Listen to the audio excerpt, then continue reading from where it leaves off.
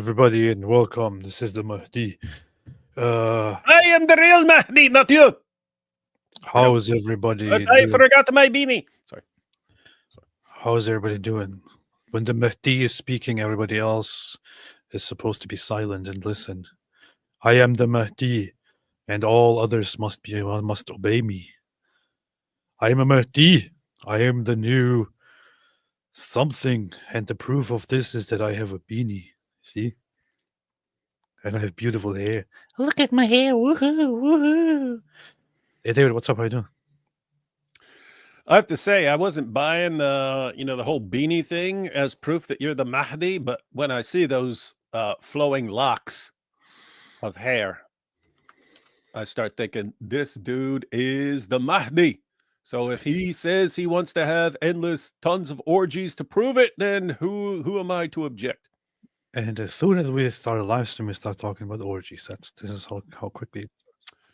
This is what you get when you're dealing with the Mahdi, ladies and gentlemen. And you can see it right here. Let's put this on the screen here and see who the real Mahdi actually is. So on the one hand, you have this charlatan here who is coming out and acting like he's the Mahdi. Weakling. Look at this little weakling and his stupid chair. Look how short his hair is. Look, his hair is hanging out there always, but mine is much longer. Look at this. That is true. And is also colorful. You see? So as far as beanies, they're pretty much the same. But as far as hair, you win. Yes.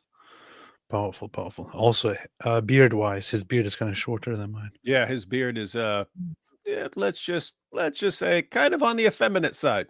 His beard is kind of gay, so I have to say. Yeah, there are places in the Muslim world where they would be like, "Is this a woman?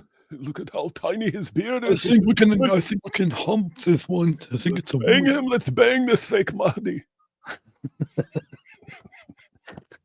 David, what's up, man? Hey, dude.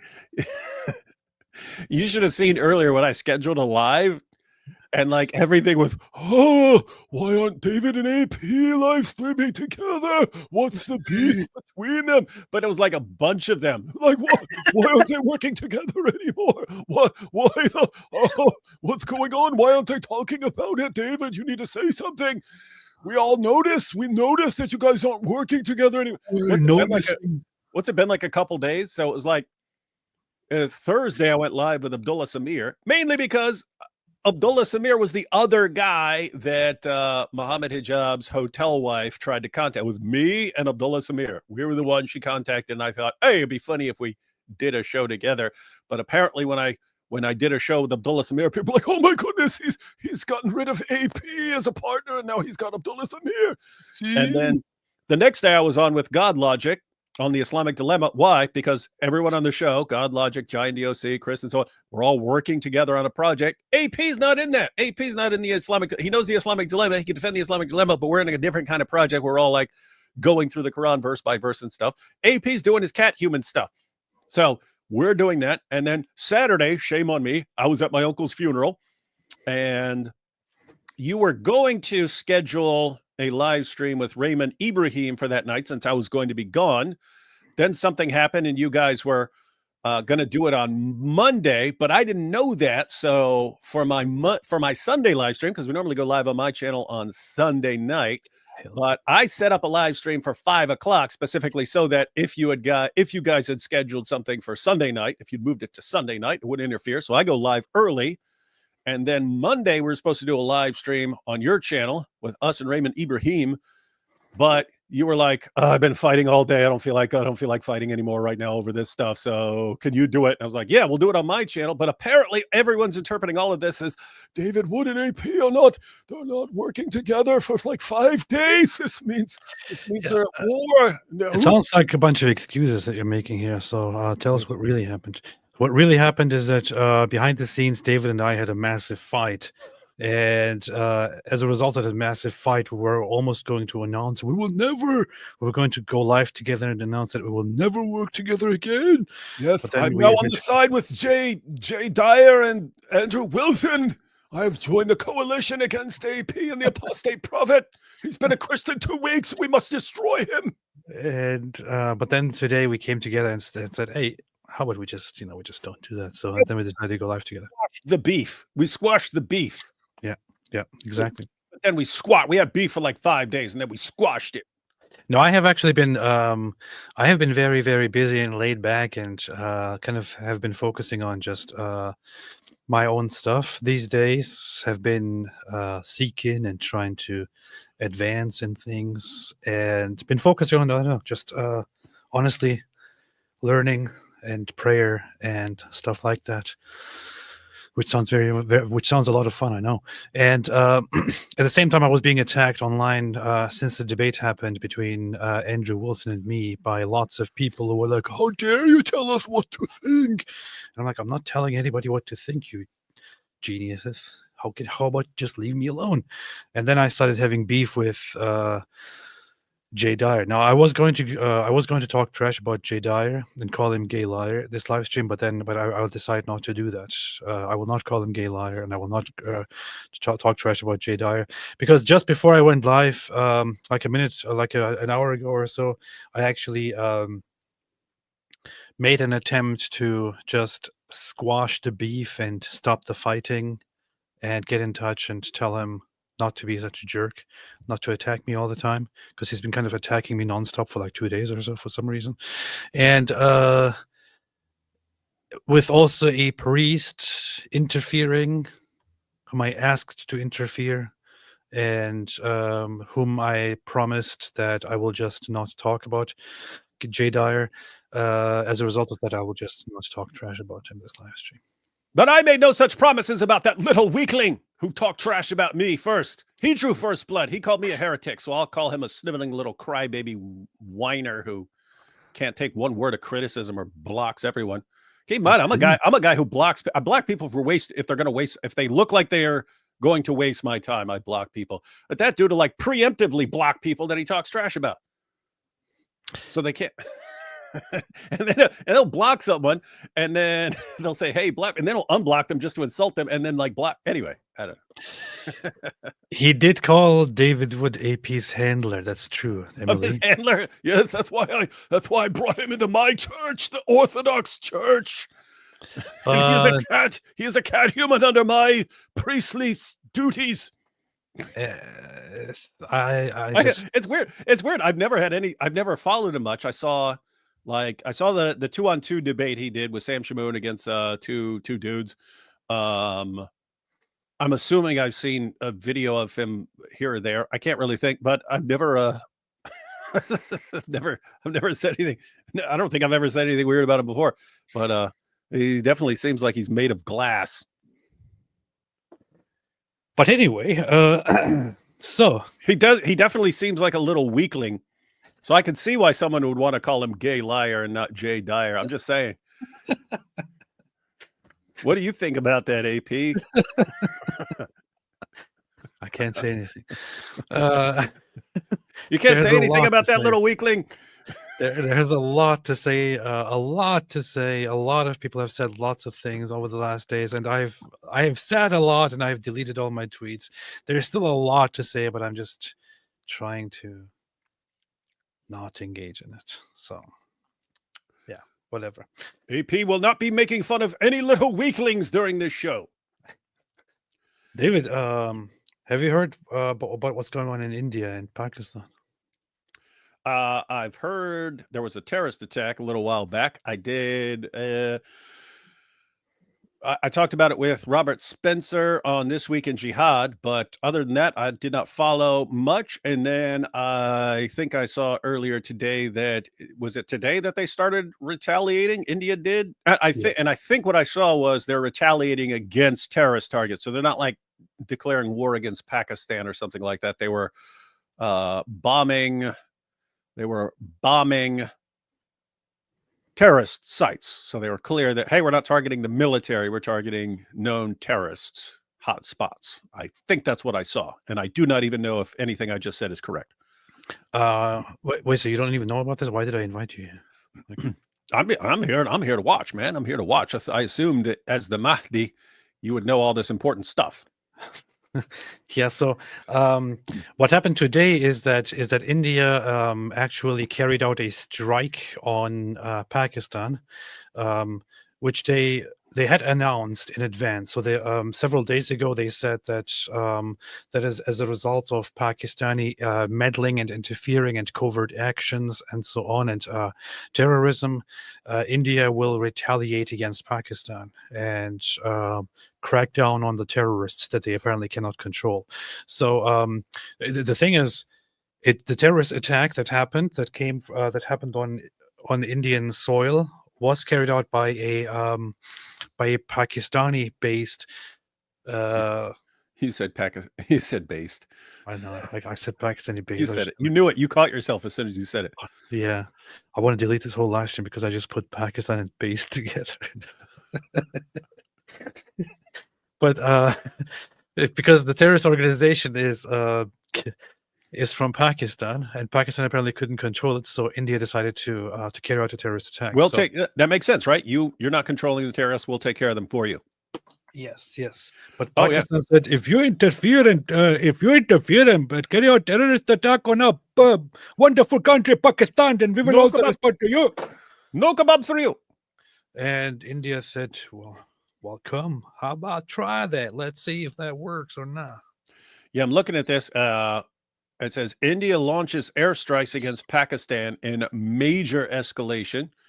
But it says Pakistan says it downed 5 India fighter jets. I didn't know India had 5 fighter jets, and yet they have all been shot down. India hasn't confirmed losses, says it aimed at terrorist infrastructure after Kashmir tourist massacre. So they're aiming at the terrorist infrastructure, not at Pakistan, even though Pakistan is one giant terrorist infrastructure. You know what's weird about this? Yes. This is the weirdest thing to me. 14 centuries ago, the people of Al-Zut, who are from the area of India and Pakistan, united together and gangbanged Muhammad all night long. Not making that up, guys. It's right there in their sources. And yet here they are 14 centuries later and can't get along, and they're fighting. They're fighting each other. It's weird. They united on gangbanging Muhammad, but not but then they're fighting about other things. It's weird, guys. Come on. That's true. Yeah, that's what happens. So it's crazy. The hair doesn't look real now. It looks like a wig, but when you have the hat on, it looks real. I know. So let's see. What does it say here? India strikes Pakistan 2 weeks after terrorist attack. The strikes on what India called terror camps escalated the conflict between the nuclear powers. Pakistan said at least 8 people were killed. All right. India said early Wednesday that it had conducted strikes on Pakistan. This kind of game, I have to put this back on. Sorry for the interruption. We have technical issues. It's important to have the right look, or no one's going to listen to you. Yeah. 2 weeks after more than 2,000 civilians were killed in a terrorist attack in Indian-administered Kashmir, the Indian government said its forces had struck 9 sites on Pakistan and on Pakistan's side of the disputed Kashmir region. Pakistani military officials said at least 8 people were killed and 35 others wounded after 6 places were hit in Punjab province and its part of Kashmir. That's genocide. Yeah, literally is. While India in recent years has struck Pakistan-administered Kashmir and areas close to it during periods of rising tensions, the attack on Wednesday on Punjab and Pakistani territory outside the contested region represented an escalation in the conflict between the 2 nuclear-armed countries. They seem to really emphasize nuclear-armed. Yes. What's very important here is that both countries have nuclear weapons. So both countries, when they have nuclear weapons, when there is war, could go crazy and bomb the food out of each other. So it's pretty bad, and it can be very spicy. And nuclear weapons. Yep, very, very spicy stuff in India.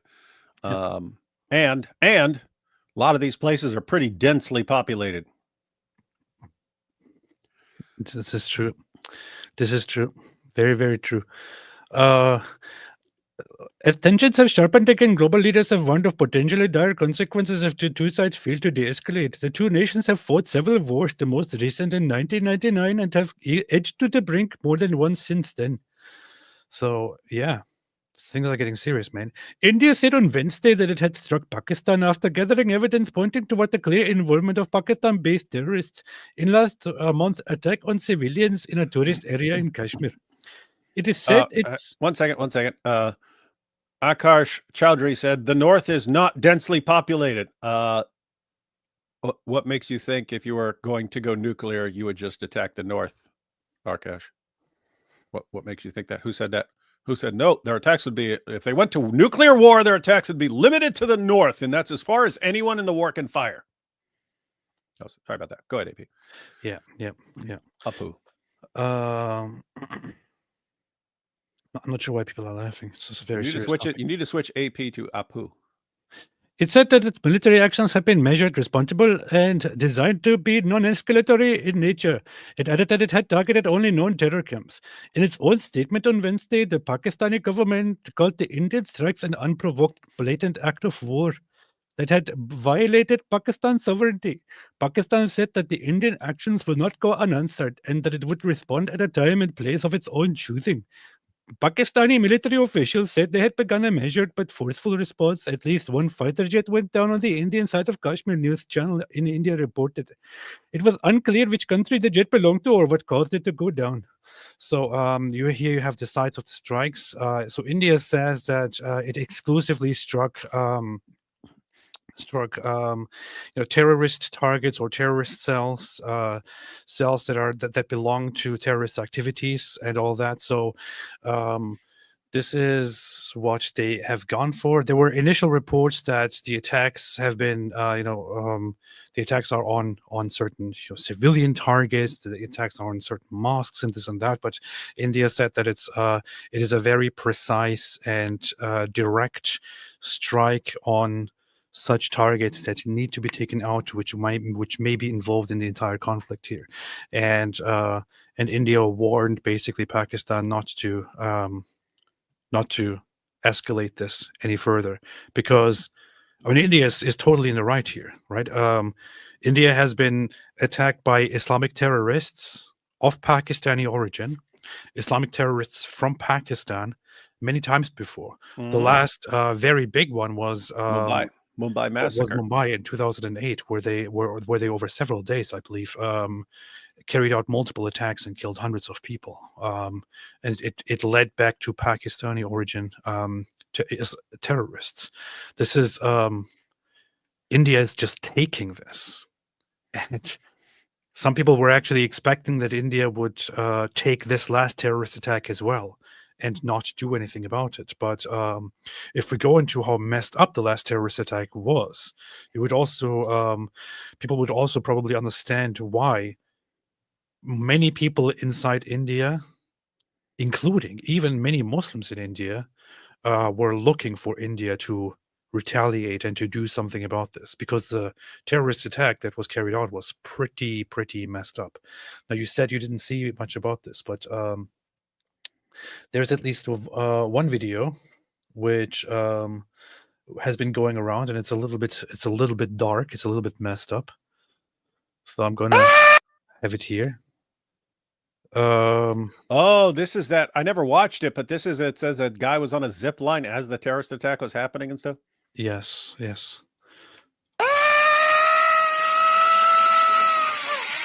Allahu Akbar. Allahu Akbar. पैर लंबा करो.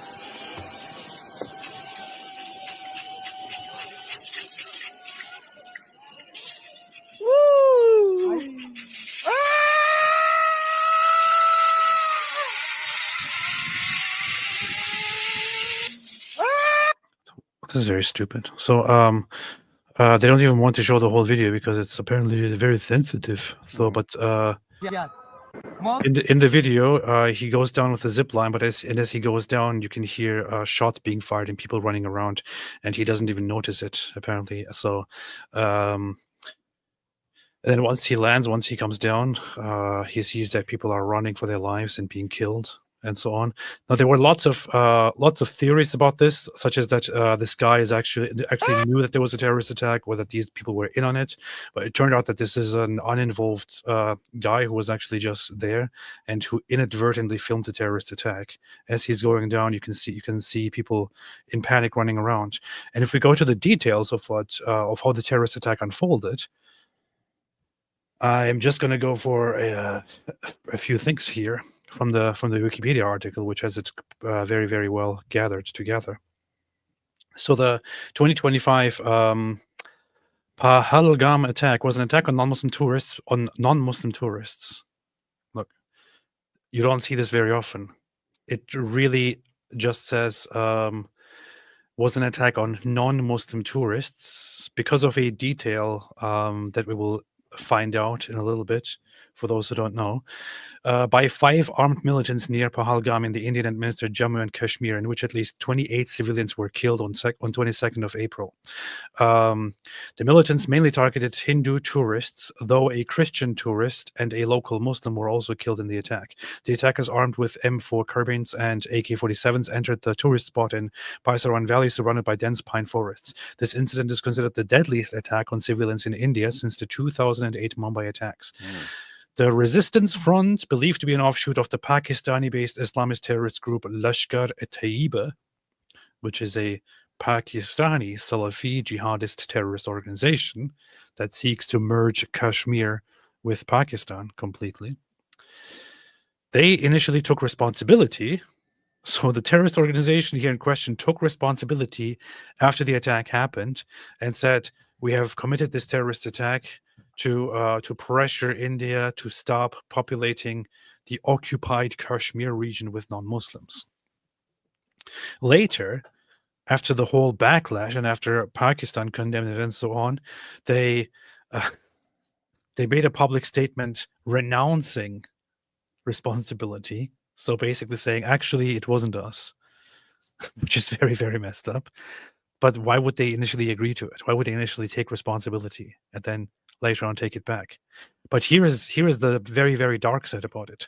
So you have this this park, right? You have this place here, this entertainment tourist place, this location where people are just hanging out and having fun. And then what you see here happens. The militants singled out the men and asked for their religion before shooting the Hindu and Christian tourists. So this wasn't just unlike many other terrorist attacks that happen around the world. It wasn't just terrorists quickly going in and just shooting everybody. The terrorists actually go in to this valley, into this place, and then ask them for their religion. And once they know that these people are Hindu or Christian, they shoot and kill them. And they spare the Muslims. This is so this is how the attack unfolded. The attackers also asked some tourists to recite the Islamic kalima, a Muslim declaration of faith, to identify non-Muslims. So for those who might falsely claim to be Muslims to be safe from a terrorist attack, they also asked to recite the phrases of prayer as declaration of faith in order to make sure that these guys are actually Muslims, because they were there simply to kill non-Muslims. So they go there, walk in as families are having fun, as families are having a good day. They go in there, go to people and say, "What religion are you? What religion are you?" And then once they declare that they are not Muslims, they get killed. That's what happens.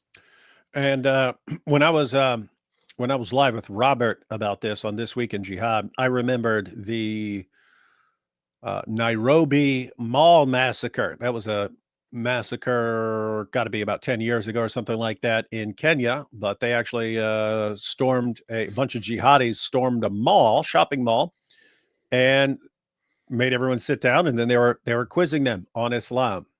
And so telling them to recite things and so on. And if you couldn't, they would shoot you. And as soon as I mentioned that, Robert mentioned a bunch of times that's happened in various places around the world. It's weird that all these people who are just misunderstanding their religion get the same idea. Yeah. In completely different parts of the world. So here is the footage actually.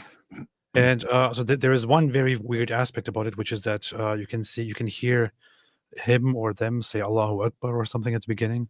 Allahu Akbar. Allahu Akbar. Allahu Akbar. Oh, and here's a bang. Yeah. And it's kind of unclear to people why why this is being said. Of course, lots of people suggested that this guy is also a terrorist and he knows what's going on and he's in on it. But it's kind of weird that he would just still be there. He would be directly on camera saying that. It could also be that he hears an explosion sound and says as a response just Allahu Akbar, just to as a surprise reaction or something. I don't know. It could be that this guy is completely in on it. I'm not entirely sure about that aspect of it at all. But this is what unfolded, and then you can see this guy thinking, "Oh, I'm going to have fun now."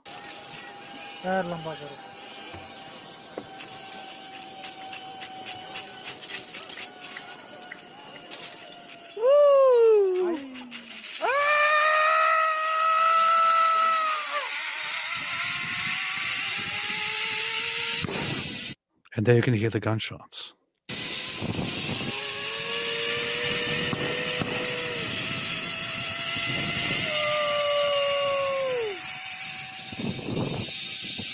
And you can see people running away, noticing, realizing that an attack is happening, and you can see them running for help. He probably doesn't hear it because, when you're sliding down like this, it's probably difficult to pay attention to the gunshots.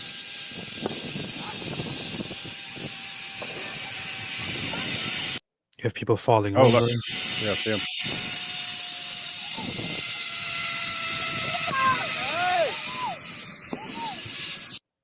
And then I think at this point, you see that he's realizing that something is going on.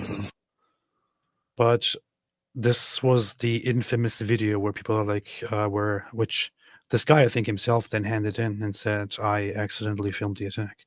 So pretty messed up. But so this is a very, very dark, very messed up terrorist attack. And because of how it unfolded, because of who took responsibility, because of how it was done with precision by going to people and asking them what their religion is and then shooting them if they're not Muslims. This is just what really kind of united India, I guess, in saying, okay, we have to respond to this somehow. In fact, people were saying, let's just go in and have war with Pakistan. Of the 26 people who killed, 25 were tourists, and one was a local Muslim pony ride operator who tried to wrestle a gun from the attackers. Good. The tourists included several newlywed couples, and the men were shot point blank in front of their wives. The militants spared the women, asking them to narrate the incident to the Indian Prime Minister Modi.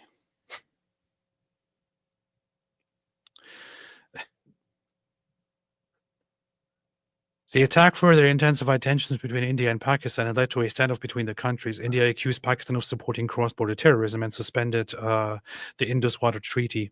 And what they did is they had a water treaty in place. India suspended it immediately, and parts of Pakistan were flooded with water and all that. Expelled Pakistani diplomats and closed borders. Pakistan denied India's accusations and retaliated by suspending the Simla Agreement, restricting trade and closing airspace. Some border skirmishes between India and Pakistani forces began along the line of control. Further, India closed its airspace to Pakistani airlines, banned all imports from Pakistan, and prohibited Pakistan-flagged ships from entering its ports. This was only the beginning. Oh yeah, right. Like, look, Five participants, 28 deaths. 5 participants. As I mentioned before, so this group, the Resistance Front, they initially took responsibility. Look, it says he claimed, later retracted. So they took responsibility as soon as it happened, and then later they retracted it, saying, actually, it was a mistake, it was miscommunication, it wasn't us. And then Pakistani politicians started accusing India of carrying out a false flag attack to look for an excuse to attack Pakistan. I started seeing that as soon as it was happening. Yeah. And of course, India is not buying it, so they are retaliating brutally right now. Today, they launched several strikes on Pakistan, and let's see what else unfolds. At the White House, President Trump called the escalation between India and Pakistan a shame. We just heard about it, he said of the Indian strikes. They've been in the fighting for a long time. I just hope it ends very quickly. Shortly after the strikes, the Indian National Security Advisor Ajit Doval briefed Secretary of State Marco Rubio on the military actions, according to Indian officials. I am monitoring the situation between India and Pakistan closely, Mr. Rubio wrote on X. He said that he hoped the conflict would end quickly and that he would continue to engage both Indian and Pakistani leadership toward a peaceful resolution. Yeah. David, what do you think about this so far? Exactly. Those are my thoughts as well. Let's take a few super chats here. FLP became a new member. Welcome to the club. Welcome to the cult. FLP, AP, sending you love. Miss your streams. We'll watch what I missed out on later. Good. Do that. Thank you. I appreciate that very, very much. Beatrice Nunes, goodness, you two work a lot. No, we don't. There's literally nobody in the world who works less than us. That's true. So, I mean, who works more than less? Yeah, less than us. Yeah, something like that. Yeah, something. Yeah, something. Take it as you wish. I don't care. Drake Nestrom, AP is a true pope. The Catholics stole it. Yeah. Did you see Donald Trump out in the White House posting the picture of himself as the Pope? Yeah. No, I for one thought that was pretty messed up, you know. Well, it's because you're not Catholic. Catholics were like, "You see, he's the new Pope. This is the proof." I'm not entirely sure. I guess it's like, I guess Donald Trump's attitude right now is like, I mean, this is my last term anyway. Who cares? So he doesn't care anymore. So he just is fine with offending 20% of the nation, and then posting himself as the Pope. It's also kind of weird that the White House now, the government of the most advanced, most powerful, richest nation in the world, is posting memes. So that is very based. That is very, very strange. And very, very, very, very strange. Let's see at the things that the White House posted. It's the freaking White House account, man. It's the White House account. We are not the same. Welcome to the meeting of the United States of America. I know what you're talking about. Lots of the posts here are completely serious. There's nothing weird here going on. See? There's nothing weird. And you are complaining about this. You're saying they're posting memes. They're posting garbage.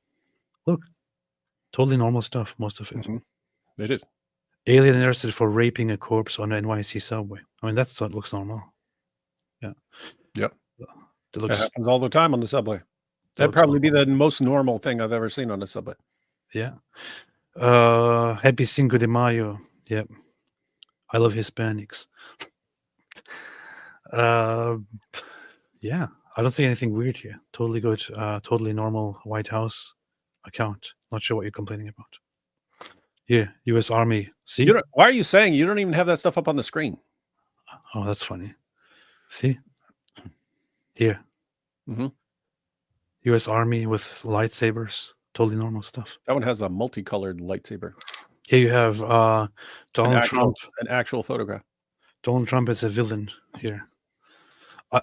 I wonder who chose this picture. Like, did they deliberately choose a red lightsaber? I'm not really. Did they think that through? Was it on purpose? I don't really know. You know, the Force is naturally aligned with the good side, and so the reason the bad guys' swords are red is you have to actually break it, and you have to break the will of the Force, and then it becomes red because it's bleeding. Okay. That's true. That's the story. Okay. That's the story of why they have red lightsabers. Good. Very good. Very cool. Thank you, David. Very cool. Yeah. Get out of here, man. What's going on? Okay. All right. Yes. Just remember when you're reading this line in this article from Marco Rubio, you have to do that entirely in a Latino accent. I don't know how to do that, man. How do you do a Latino accent? You have to go, hey, ese. Hey, I am monitoring the situation between India and Pakistan closely. That's the best I can do. That's good. Hey, pendejo, continue to engage. Songs of Relief. AP, did you see Natsuki Takama dubbed one of your videos into Japanese? Had your voice and mouth moved by AI to match Japanese? One about artists and Islam. Who's Natsuki Takama? Sounds Spanish. Sounds Japanese. I haven't seen that. No, I haven't seen that. That sounds fun. It's probably a good joke. Hey, as far as Marco Rubio, Is it a manga thing? he's of Cuban background, so just read anything he says like Scarface. I can't do that. You can do it. You do it. Read his lines. I'm monitoring the situation. So you want to play rough? I'm monitoring the situation between India and Pakistan closely. You want to play rough? That's how he said. That's pretty bad. It's pretty bad. Terrible. FWTC smiley face. God bless you guys. Thank you. You too. Joshua Wooden I says. got this for free, man. That was fun. Joshua Wooden says, I think Dante was 100% correct with the eighth circle of hell being four fraud heretic schisms with both Muhammad and Ali in Canto 28, Yeshua Akbar. Powerful, alhamdulillah. Powerful. Have you ever read that part of Dante's thing? I remember. I don't think I finished the Inferno. I remember starting to read it, but I don't remember certain parts. So I think I must have given up halfway through it or something like that. The Divine. I was reading it in prison, and I remember reading a bunch of it, and then I gave up. I think I must have given up at some point because I missed some of the cool stuff. I think what he does is either Muhammad or Ali, but I think it's Muhammad actually, who is whom he describes as in hell with his bowels or his stomach opened up or something like that. I don't know. I barely remember it. Anon 484589. Powerful. Songs of Relief. Love the hair, by the way. You should keep it. I'm not going to cut my hair. I'm not sure what you're talking about. It would be funny if you could actually start over.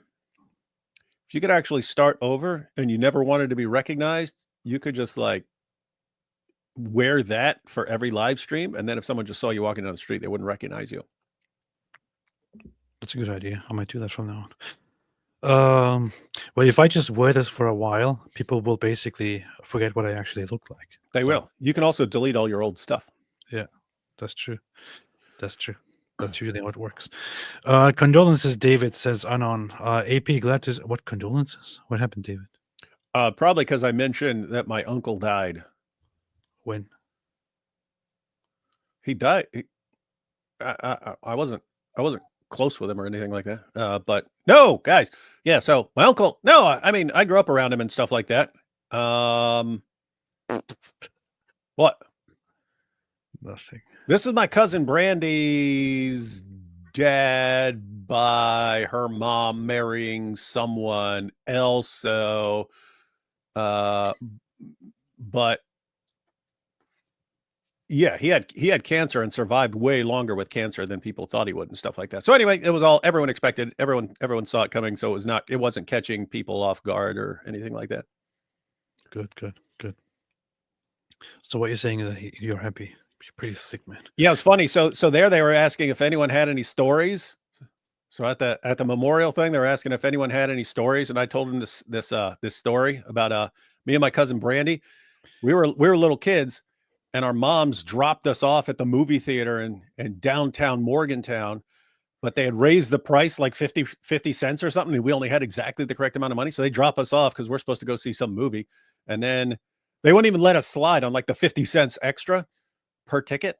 And so we're just stuck there. Like, what are we going to do? This is before cell phones, guys, when you can just jump on your cell phone and call someone.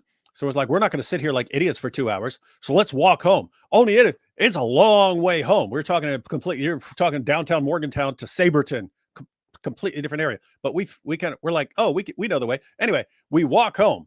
We walk all the way. Well, we walk to her house. We get there, and her dad, so that's my Uncle Jack. He says, he's like, how'd you guys get back? Like, we walked. He's like, what? You walked from downtown? And so we were in trouble. He thought that was a bad idea. 2 kids walking all the way back there. So he decided he had to beat us, right? I was like, what? It's not even like my immediate family. So anyway, but he said he's going to beat us, and he like leaves and comes back with a stick, like one of those garden stakes for like growing various vines and stuff. Anyway, he comes in with a stick, and I was like, oh, this is going to be a good beating here. So he's like, who's first? Who's first? And anyway, he ended up with my cousin Brandy first. Anyway, he takes her, and then all of a sudden you hear whack, and and then she comes back in, and she sits down on the couch. And she's got this grin on her face. My Uncle Jack goes, "What are you grinning at?" She goes, "Because it didn't hurt." She starts laughing. I'm thinking, "Are you kidding me?" Right before I get mine, then she's talking about how that didn't hurt. And so right before I get my beating, she's talking about how he's a wimp and he was basically like Jay Dyer and weak and stuff. And so anyway. So then right before I get my beating, she talks how he didn't hurt. So anyway, then he tries to hit me harder. It still didn't hurt though, right? It still didn't hurt. And so it still didn't hurt. I've been beat way better than that. But I acted like it hurt, right? Because you got to think about the future with your beatings, right? You got to think about the future. Okay, if this guy decides to beat me again down the road, I want him to think that, oh, this is really painful. So I was like, anyway, so that was my Uncle Jack. That was the story I told at his memorial. But it's funny because then everyone else was like, but that was the only time he beat them. He wasn't a mean guy. I was like, what are you talking about, man? These are the fun stories. Nice. The thing is, nobody asked for a story. Dylan, literally everyone at the memorial was sharing stories. Nice. So you were saying that you're happy that he died, which is pretty messed up. I mean, no. But here's the thing. It was like a parting gift. It was like a parting gift because my brother, who came to live near me, because he was all his stuff. He had a robbery charge and a drug charge and stuff, and all multiple drug charges and stuff. That was all in West Virginia. So he paroled to a different state. I said, you got to just completely get out of there. You come live near me. So we actually had to do all the paperwork and stuff like this and get that state to agree and my state to agree. We get all this stuff arranged and stuff. And he paroles near me and he's crushing it. But his son lives up there and the state took his son. Normally they would put your son with a family member, but they're like every CPS, Child Protective Services, like everyone in this guy's family is either a drug addict or has a prison record, because we're volunteering. We're like, we'll adopt the kid. Well, my brother's in prison. We'll adopt the kid and stuff. And nope, you have a violent felony record. So everyone in the family either has a drug problem or a felony record. So they actually gave my nephew. They put my nephew up for adoption, and so a family adopted him. Anyway, so long story short, I knew he's not allowed to go to that state. He's on parole and stuff. He's on parole and stuff here. He's not allowed to go there. But because it was a funeral, he was allowed to go there. He got it cleared. So he actually got to play with his son, who he hasn't seen in years. So anyway, that was the cool thing about it. Actually got him to be able to go see his son. So that was cool. Are you done now? I'm just, for some reason, people are bringing it up. I didn't bring it up. They're all bringing it up. Okay. I only mentioned the funeral in response to, what, you went live on Saturday, so there must be beef. There must be all this beef between you and AP. You see. Dylan says, what is best English Quran? The one I have seems soft and watered down compared to verses your read seems it's corrupted. What do you suggest, David? It kind of depends on what people are looking for. So you have like the Hilali Khan, that's the one they give to Hajj pilgrims and so on. But they also like pack it with commentary in parentheses to give everything like a good Salafi twist and so on, but they're not really watering it down much. So you got that. Pickthall, it's like in sort of King James language and stuff like that, King James Bible language and stuff like that. But lots of people remark on how accurate the Pickthall is, even though it's been around a while. And then you have like the Clear Quran and the Halim translation. That's the Oxford one, which these are easier to read because they're better English, but yeah, they can be watered down sometimes. So kind of depends on what you're looking for. Probably the most popular for a long time was the Yusuf Ali translation. Just so if you want something that's really popular, you've got the Yusuf Ali. Hilali Khan, that's kind of like a Salafi type version. Sahih International.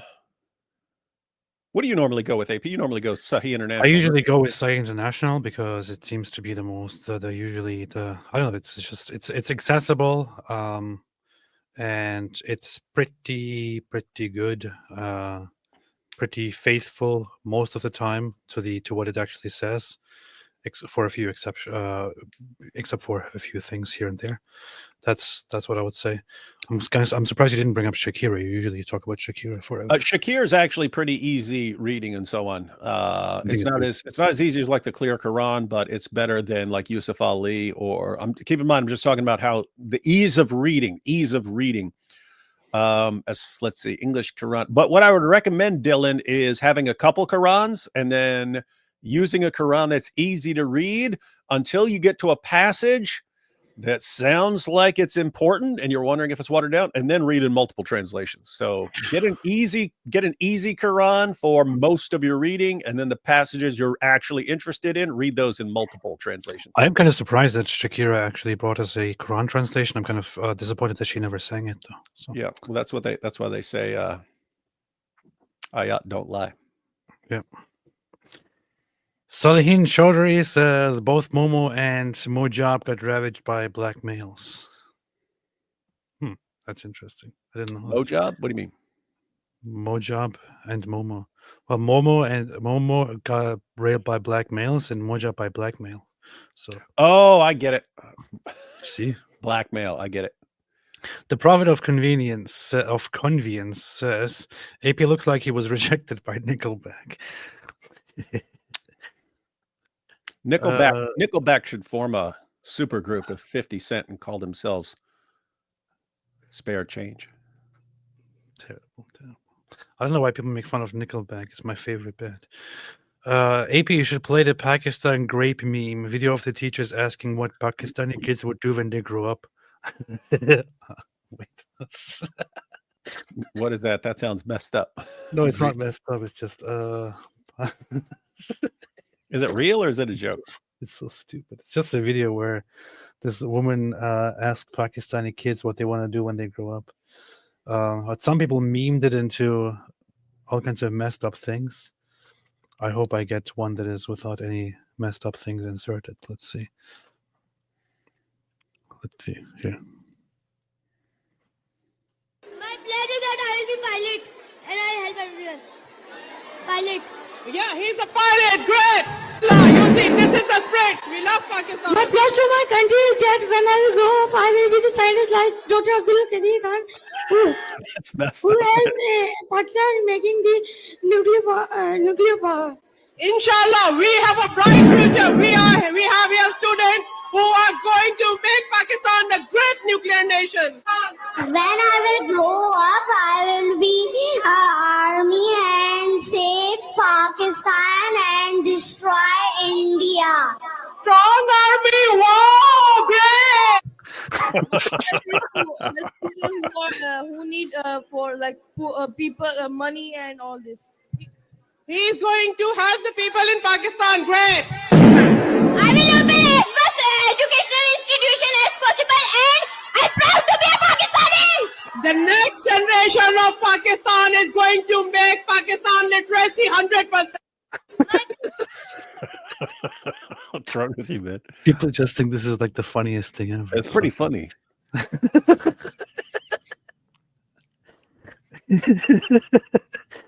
Man. Anyway, let us continue. A spokesman for the UN Secretary General Antonio Guterres called for restraint from two sides, adding the world cannot afford a military confrontation between India and Pakistan. But the scale and nature of the attacks by India are likely to provoke a significant retaliation by Pakistan, said Asfandiar Mir, a senior fellow in the South Asia program at the Stevenson Center in Washington. After attacks against Indian security forces in Indian-administered Kashmir in 2016 and 2019, India conducted more limited strikes in Pakistani-controlled territory, but this time India has crossed two significant thresholds in its military actions by hitting a large number of sites in Pakistan and striking the Pakistani heartland in Punjab, Mr. Mir said. So, as you can see, things are, kicking off, and right now, India boasts that they have struck locations, that they have struck military terrorist targets and terrorist cells. I saw this video here. This video here of an explosion.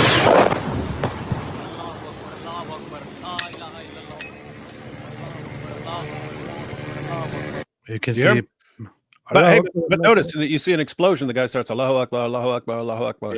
Yeah. So that doesn't mean he's behind it. They just start yelling Allahu Akbar whenever they hear gunshots or explosions or anything. Well, we don't know if it was him, or maybe it was him. So. Yeah. Well, that's true. Hey, hang on. So there was a terrorist attack. A bunch of people were killed. Then India retaliated by targeting terrorist infrastructure. But Pakistan apparently shot down a few planes. So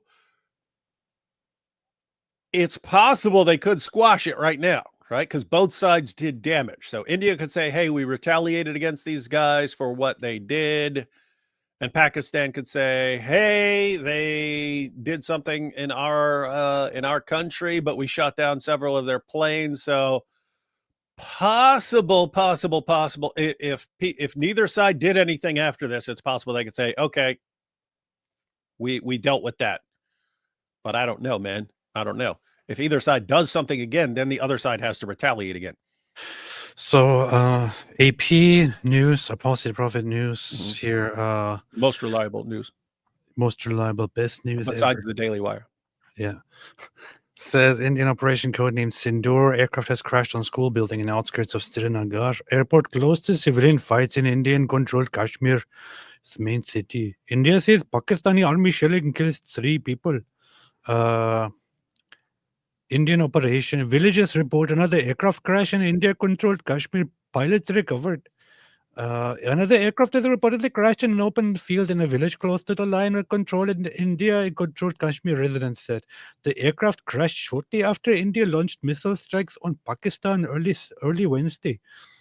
There's lots of information going around, such as that Pakistan took down Indian fighter jets or something, but no side has so far, as I can see, actually acknowledged any loss in their equipment. So I'm not sure what the truth behind this is, but we will see further what's up. It's also, of course, the usual thing that 2 very proud sides in a conflict will initially abstain from announcing that they have losses on their own sides. That's what they do. The one thing is that if India and Pakistan go to war, this will have very, very serious consequences. For example, if you want to call tech service, you will suddenly not get anyone on the line. You will go to gas stations; they will be shut down. They will be closed. You will go to the doctor will not be there. And of course, what you'll have is Western nations, especially the UK, will go, oh no, Pakistan's at war. Let's take in the entire nation of Pakistan into UK cities and give them open access to every 12-year-old girl in the country. Yeah. Yes, exactly. So the good thing is that will make sense in their heads. The good thing is that we will probably get fewer calls from people who will try to scam us into giving our credit card information and send money over to them or something like that. So, well, I'm good because I already gave mine to a African prince. Good. That's a good decision, man. Well done. But so if this escalates, this could lead to something bigger. Let's just hope it doesn't, and let's just hope it stays within whatever it is right now. There is no need for these two nations to go to war, to go all-out war. It would be kind of stupid of Pakistan to do this, considering that that the Pakistani army is probably incredibly incompetent, and they would be defeated by India once again, and it would end in nothing but senseless bloodshed. At least do not involve other nations into this. For Pakistan, the most rational thing would be to stand down and let India do whatever they want to do, and then for us to then continue, or just get out of the region, go somewhere else, let India take all of it, and be done with it. However, we all prefer peace. I hope that that this can end in peace. I would not wish to be serious for the first time during this entire live stream. I don't wish for anyone on either side to be harmed by this. Wow, Christian AP is way more peaceful than because like 6 months ago you'd have been like, I hope they wipe Pakistan off the map. But that's what I'm thinking. I'm just not saying it because I'm trying to. You've gained self-control. No, seriously. I wish for peace, hope for peace, and hope that they see sense and stop Islam. The thing is, whenever there are Islamist groups involved, whenever there are Islamist terrorist organizations involved, wherever there is Islamism, you see conflicts, you see killings of civilians, you see the Islamists themselves and the Islamist side not being able to take care of their own Islamists and so on. It's very, very, very, very, it's very disgusting. And India has a right to defend itself. India has been taking much of this forever. I am, on one hand, glad to see that India is retaliating and being strong this time. You can't just not do anything. That sends a message to terrorists that, hey, we'll just let you get away with this. Exactly. On the other hand, sad to see escalations and all that. So, David Kazashi, AP, you should play the Pakistan great. Yeah, that's a good idea, AP. Oh yeah, that's a funny video. Let me bring this up. Yeah, what's that about? Your favorite mate said, "Hi, Mr. Associated Press and Mr. Wood." It's funny. Celeria sings, hey, there's another Celeria here. How many Celeria? There's multiple Celerias. What's going on? What's wrong with you? I thought there was only one Celeria. A second David and AP stream in one night? The other one was not an AP and David. No, stream. AP jumped in for like 5 seconds to apologize on behalf of all Turks. Yes, which I did. PGU says, I always loved the way Middle Eastern singing sounds. Sorry, I don't know the term for it. Thank you, AP, for introducing me to the Psalm 135 song. I am now in. Good. It sounds wonderful. It sounds powerful. The thing is, I have to be very, very honest here. I think after leaving Islam, I developed a kind of an aversion toward Arabic. And over the many years, I sometimes squashed it a little bit. Sometimes when I listened to Arabic music that sounded kind of good. I think recently with my going to the Orthodox church, I also encountered certain Arabic liturgy and Christians in Arabic speaking regions, and actually started listening to certain Arabic music in church and thought, hey, this is pretty cool. It's pretty nice. I guess there's something about all of this that, brings peace to me, where there was only war inside me. What are you laughing? That's a funny line. You should keep using that. Yes. It is. It's hilarious. Boring politician. Don't worry, you guys. Islam means peace after all. Exactly. That's true. Exactly. I love with Arabic Byzantine chants. Okay, that's what you say. I can listen to the songs and know they're singing about good things and not about Islam or something. LOL. It's a small thing from you, but means a whole lot to me. God bless you and your family. Love you. No homo. The Byzantine chant, for those who don't know, those who don't get the reference, since we're talking about this forever now, I just can't stop talking about it.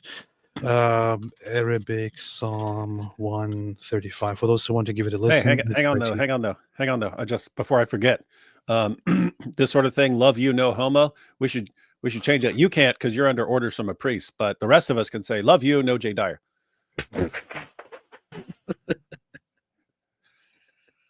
What? Yeah, the priest is going to be like, you have to stop hanging out with him. He keeps trying to tempt you into saying something. Well, I'm not really under an order by the priest. I just It was like a suggestion. Yeah, I actually went to the priest myself and said, hey, since you were brought into this as well, I don't want to fight with this guy or the other guys. And I'm sick of being attacked by these guys.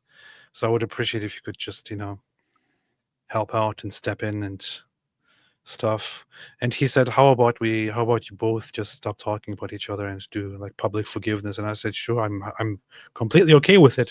Of course, the other side isn't okay with it, but at least the other side is okay with just being quiet. And since I initiated that, I shall be quiet from now on. But yeah, those who are interested, check out Psalm 135 in Arabic. It's beautiful. It's powerful, powerful sound. Celeria Rosencroix says, "Hoops didn't mean to send that as my alt." See, it was the same person. Ha ha! Celeria. Now we know you. Now we know Celeria has multiple accounts. Victor read, Israel and others warned that these attacks were going to happen, and not just to Israel. No one listens. Jihadis coming to a city near you. Yeah, I also saw that initially I saw some Muslims and others going around saying, oh, it's actually false flag by Israel. It's actually Mossad doing these terrorist attacks to distract from Palestine. All eyes on Palestine, all eyes on Gaza. This was probably the Jews. People are very, very insane. Incredibly insane. Rachel, what's up, Rachel? How you doing? Made a super sticker. Let me see what those look like. I want to look at the super. I can't see them here on the screen. Let's see. Rachel. One is a microphone, and the other says game over. Wonderful. And the other says something alert, super alert, something like that. Very nice. Thank you. Chris Creative, Genesis 16:12. Ishmael would be a wild donkey of a man. His descendants' hand would be against all, and all would be against him. What are you trying to say here, Chris? It is pretty funny that it does say that about, and then Muslims are like, we're the descendants of Ishmael. Muhammad is the descendant of Ishmael. And then they're like, hey, look, we'll do exactly what the Bible says we will.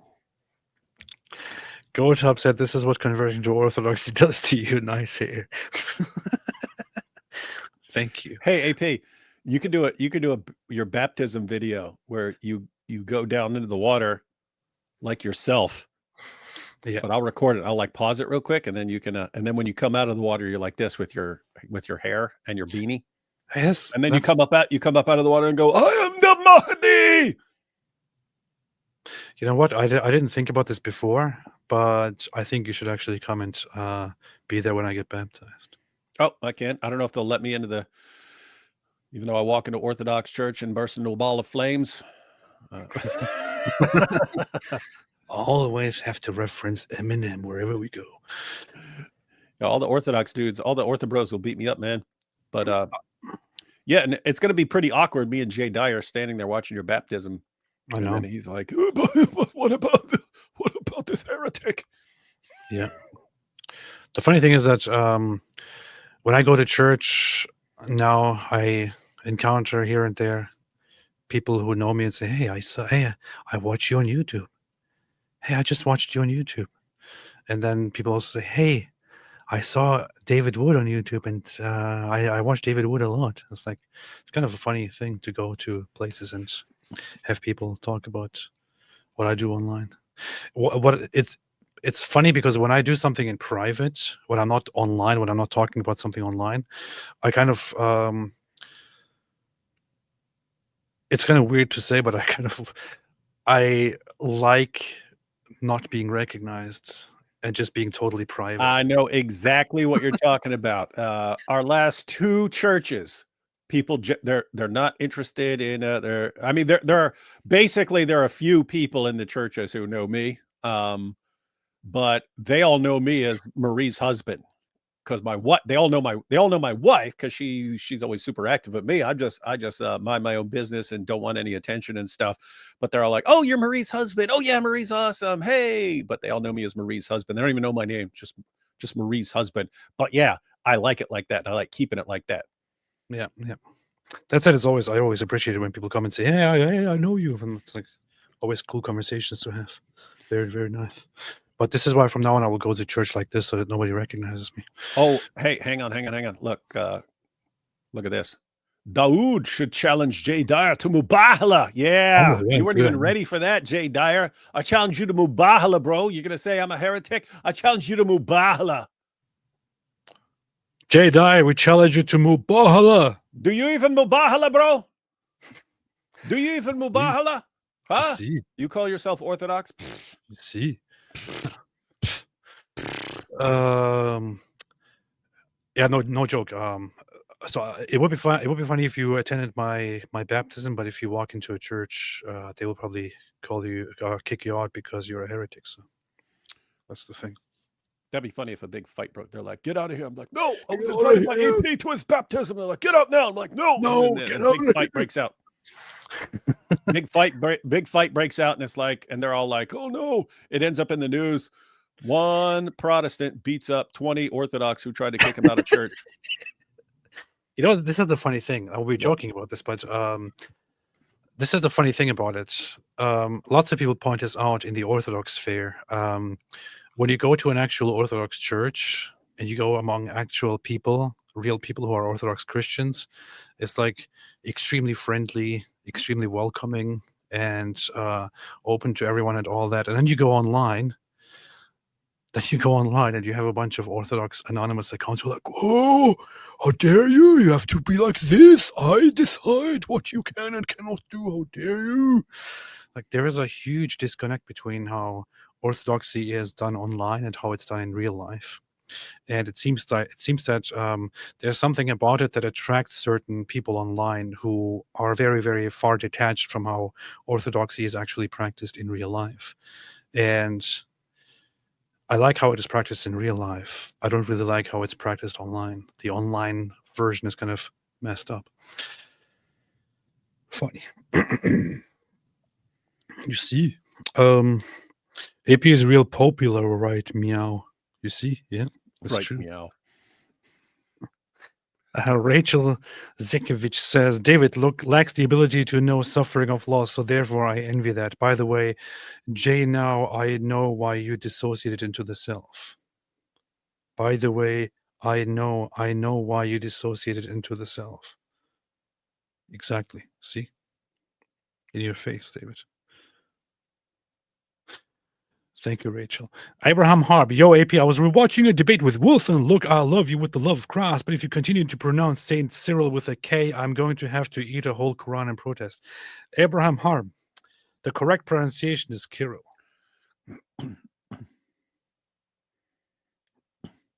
Yeah. I hate to do this, and I hate to do this to you, but the correct pronunciation of it is not Cyril, it's Kirill. And so if you have to eat an entire Quran in protest, let's see it. Come at me, bro. Come at us. Come at me, bro.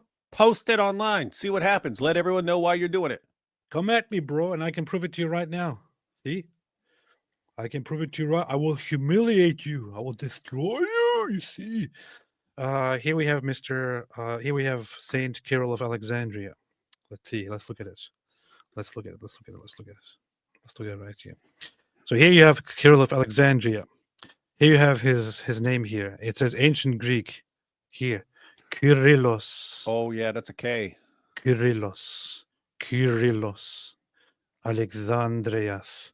So if now in the English-speaking word, people pronounce it as Cyril because they pronounce the C as both K and C, this is not my fault. It's your fault. And if you don't like that, you can eat every Quran in the world. Do it. Do it. Do How it. dare you? How dare you? I will destroy you and I will humiliate you with all the Qurans that you eat. I have to say, Cyril sounds like a nerd, whereas Kirill doesn't. Yes. Yes. Jack Wright, David Wood. Another point of similarity. I'm named after my uncle Jack from West Virginia, who grew up 2 counties west of where you grew up. He was blood relative, though. So strange.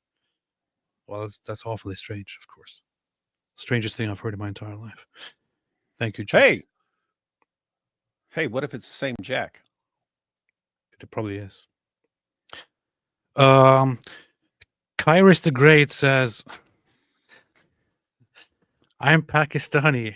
Pakistani army control everything, including education, demonizing real heroes, non-Muslim, and praise Muslim invaders as their heroes. Yeah, this is a big problem with Pakistan. With Pakistan, there is a big system of there is a great totalitarianism when it comes to the education of the culture, as usual in Muslim countries, unfortunately. That's why they block so much of our crap. Yes. They want to control all information, which is why my channel is even blocked in Pakistan. You can click on my channel, and David's channel probably too. Raisin bread Pakistani journalists are fantasizing about taking Indian Bollywood actresses as sex slaves in the event Pakistan invades India. That's what they do. Fat stupid bastard says, David, I need to poke your eyes with my toes. Well, you can try. You won't be getting those toes back. Justified Concordian says, hey, AP, sorry that you've been dealing with so much stuff lately. Also, Dr. W got my mic in the mail today. Gonna work some Islam vids on dilemma argument. Oh, nice. D Wood likes very... D Wood likes videos on the Islamic dilemma. It is totally based.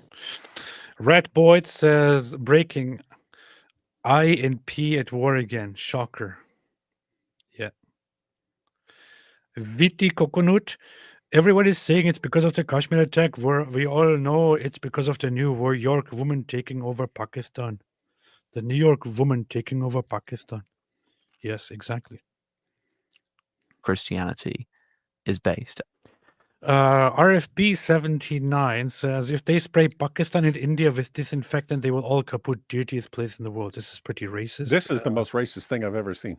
This is pretty racist. I urge you to abstain from this. Also, Abraham Harp, who just challenged me, here's my final message to you. I'm your teacher, boy. Okay. Abraham Harp, I have a Muslim customer. Guess what their name is? Wait. Muhammad. It's Ezra? What the? You were wrong. It's Ezra. They are God of the Jews. You see, powerful. Well, it's if you encounter a Muslim, there's always a 50% chance that the name is Muhammad. So, yeah. Even the great God Ezra has converted to Islam. Now all Jews must become Muslim too. You see. That head, it's a fair statement to say that India and Pakistan are in the same situation as Israel and Palestine, or are there key differences in this instance? Good question.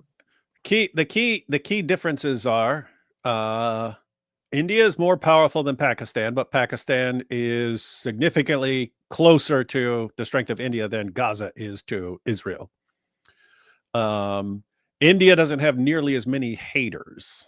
So you're not going to, in other words, you're not going to see protests around the world. Oh my goodness, I can't believe that India tried to retaliate against terrorists. How shame on them, shame on them. The similarities are, it's basically that you had British people drawing lines in order to keep people sort of separate to try to keep them from killing each other. And it just doesn't work. Freaking British. What's wrong with these people? British screw everything. Look, let's draw a line here. And then, okay. And then they just start attacking. Oh, we're advanced people. We got the responsibility to fix these people. We're so British, man. Not sure why they're talking like this, but the British had this whole idea of just thinking, oh yeah, we are in charge of the whole world, man. We are civilized. We are civilized. We know exactly. We decide where all the lines are between all the countries. We draw the lines. Here's the line. It's endless bloodshed. And if we draw this line and do this, obviously this will fix the problem. Anyway, now let's go. And then suddenly the whole region is fighting to death. Yeah. Real solution. Take down the line between India and Pakistan and Bangladesh and let India have it all.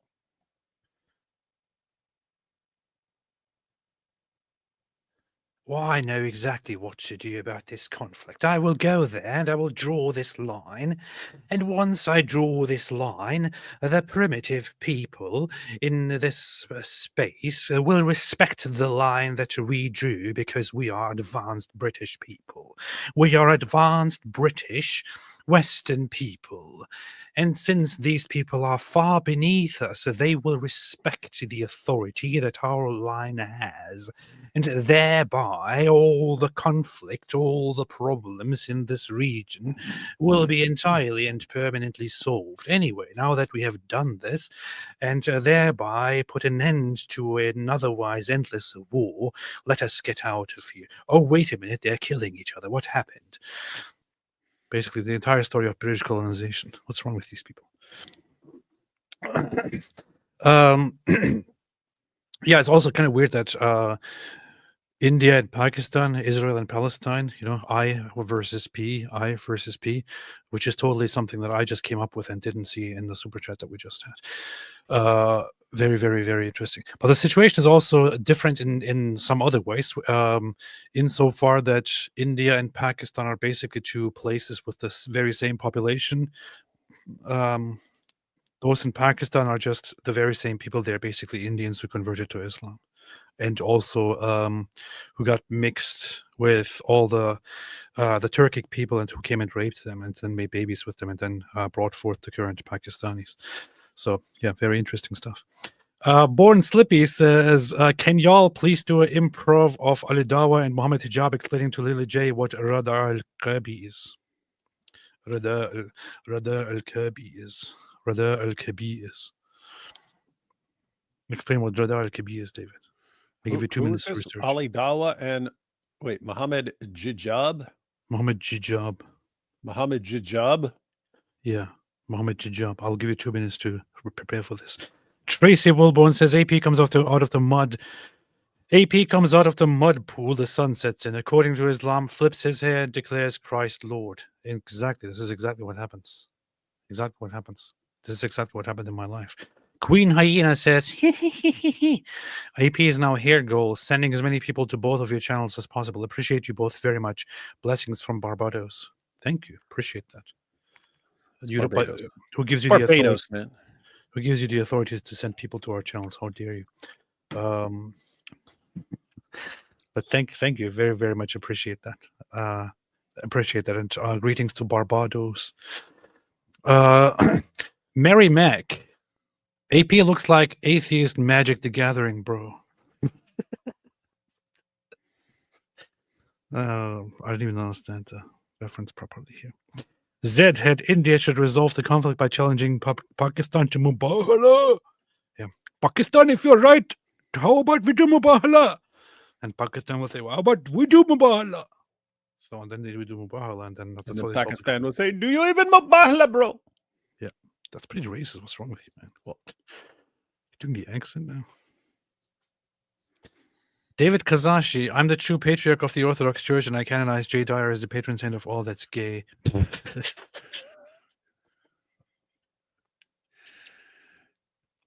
AP, you can't keep acting like the beef is squashed. Well, you keep laughing at all this stuff. You can't just. Oh, I'm not saying it, so I can crack up laughing at everything that happened. Well, I'm just laughing at how bad this is. You can't help it. This is what happens. Oh, hi, Dr. Mary's husband, Wood. Hey, how's it going? Urinating Broom says, urinating upon one another. That's what they do. Ape, you're still a Kate human. You shouldn't be talking, doing live streams, showering, eating, breathing, urinating, or anything else. Orthodoxy 101. Yeah, powerful. Yes, all that you should be doing is spending every waking moment whining about Jews. The funny thing is that I heard this line like many times now over the last week. Oh, you just entered the church. You just catechumen now. You shouldn't be lecturing others on what they should and should not think and believe. And the thing is, I'm not even doing that. Yeah, didn't they challenge you on that? Yeah, they challenge you. They like it. Literally goes like this. Look, I'm going to make this very simple. It literally goes like this. In fact, let's do this together here. I'm a catechumen, right? Right now, a cat humans. No, actually, let me be the ortho bro here, and you're a Kate Schumann. Okay. Okay. Okay. Great. Yeah. David. So what do you think about the Jews? What do you think about them?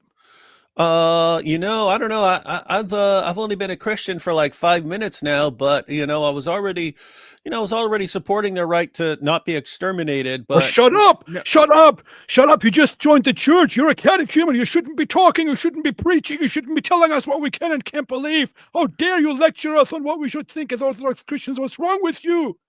But I'm just What's thinking wrong I'm with you? supposed to love You should take a people break and from social media. Take a break from social media. You're only a catechumen. Focus on your things. You're not, how dare you? You're not supposed to talk. You're not supposed to preach. You're not supposed to lecture. You're just a catechumen. You're not supposed to do any of this stuff. You are supposed to shut up and go away. I don't want to see you here. I hate this place. I hate this. I should have never joined the Orthodox Church. brother, what is wrong? All you had to do was just to pray and listen to your spiritual father and all that. So I'm not sure why you're doing this now. But you're just causing fights here. Obviously, you're just causing fights here. You're causing fights. You're instigating fights here, and you're lecturing us on what we should believe. And sorry for how things went here. I'm just really trying to be very, very good to you. You shouldn't be lecturing others. If you lecture others like this, unfortunately, people will start reacting to it, and you're causing a lot of trouble, and this is just not acceptable. Why is everyone attacking me? What have I ever done? What name how about I've ever said about anyone else? How about just log off? Just log off. Delete your account, maybe. Focus on your stuff. Why are you trying to lecture people on what they should and should not think about? Why are you trying to defend Jews? Fine, I don't care. Jay Dyer's gay. What? This is basically how it all went down.